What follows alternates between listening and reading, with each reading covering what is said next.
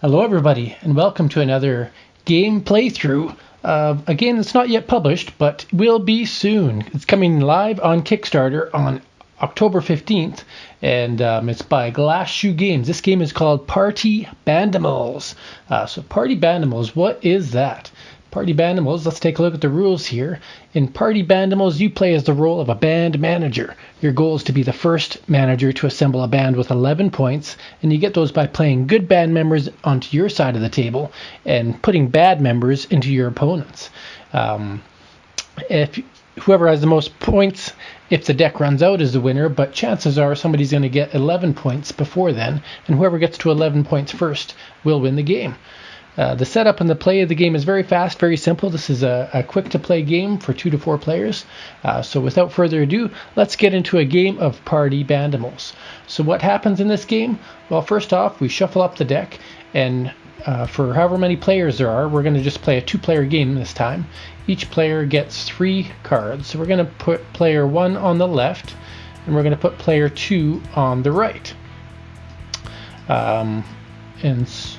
Normally you would of course keep your hands revealed, but for the sake of Tabletop Simulator I like to showcase what the cards are. So we're going to say the player on the left will go first and the player on the right will go second, and so we're going to take a look at our hand here. So you can see in our hand we have a guy named Al the Owl, we've got Peter playing his bagpipes, and we've got Tristan who's rocking out on a banjo, I think. If I don't pronounce the right instruments, don't shun me for it. So here we go. What are these guys going to do to rock out? Well, at the beginning of their turn, you can see on your turn, you draw up to 4 cards and play 1 card. So no matter how many cards you have in your hand, at the beginning of the turn, you draw cards to bring yourself to 4 cards. So we'll flip that over. And so now we have 4 cards. And then what do we do from there? Well, we pick a card from our hand and we can either play it in our band, or if it's a bad band member, such as Chaz, we could put it in the opponent's band area. So we're going to play with the band areas. I'm just going to get rid of some of these dots here. Sorry. We're going to play with the band area being in front of their cards, just so you can see how that works. So let's say I want to play Chaz. I want to start the game on a sour note. So I'm going to put Chaz and put him in my opponent's band. So player 2 now has Chaz in their band. He's a -4. So that's a bad thing for this player here. Now, some players have cards that can impact, kind of like a counter-active card. This player doesn't have one right now. So that's this player 1's turn is over. We'll go to player 2. So player 2 now has Chaz in their band, but they get to draw a 4th card and get to take their turn. So they could play Benjamin on their opponent, or they could play Ben Can, or Platty Cake, or Matasaur. So this player is going to play with good intentions. They just want to make their band better. So we'll say they're going to play Ben Can, and they're going to bring their band total to a value of 0. So we go back to this player. They're going to draw a card on their turn, and they found a Prontor. Prontor, when they play that card, allows them to look at the top 3 cards of the deck, play 1, and put the other 2 back in order. So they can play that on any turn that they can play a card. But let's say right now they're going to play Peter. They want to get their band started. So Peter and his bagpipes are going to take the lead here. Alright, so we switch over to player 2. What are they going to rock out with now? Well, they've got the Chillas, who really know how to play that little piano-like thing there, the keyboard. So yeah, let's play Chillas. So now this player is at a net of 3 points in the positive. So we go back to player 1, draw a card. They found an amp malfunction. This is one of those counter type of cards that I mentioned. So they can play this during an opponent's turn to cancel a negative effect on them. So player number 2 doesn't know that, so and we'll play it that way.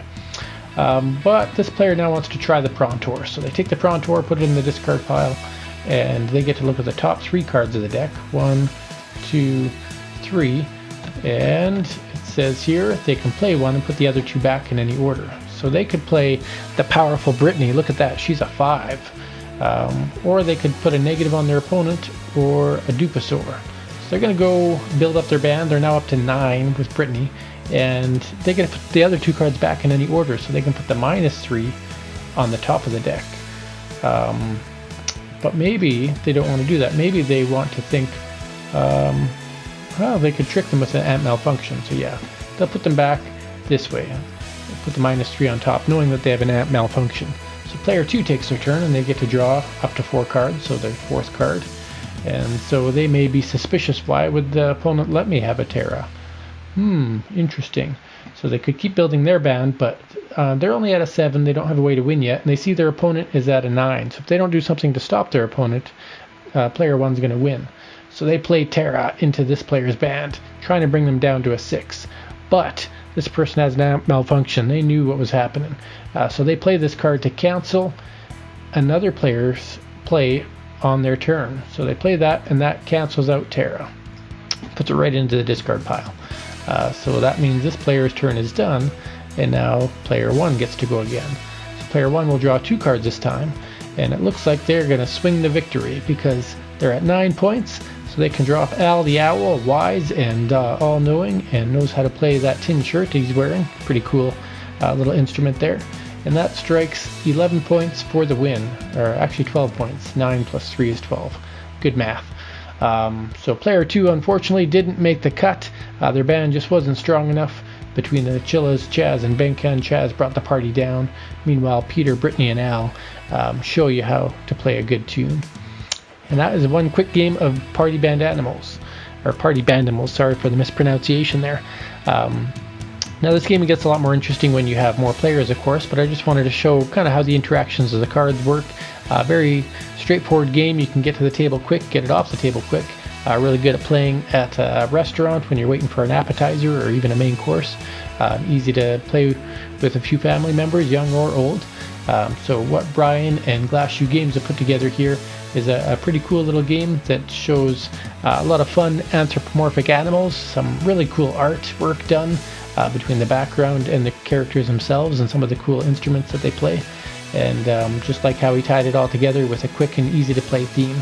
I mean, the rulebook's only a single page along with an FAQ on the back, so it will take nothing at all to get this game outplayed and back in the box before you've got to get on to your next gig, so to speak. Thanks for watching another game playthrough. This has been Party Bandimals by Glass Shoe Games, again live on Kickstarter October 15th, and I'm pretty sure it's at a really low price point, something affordable, $10 or something like that, so really worth checking out. Have a great day. Rock on.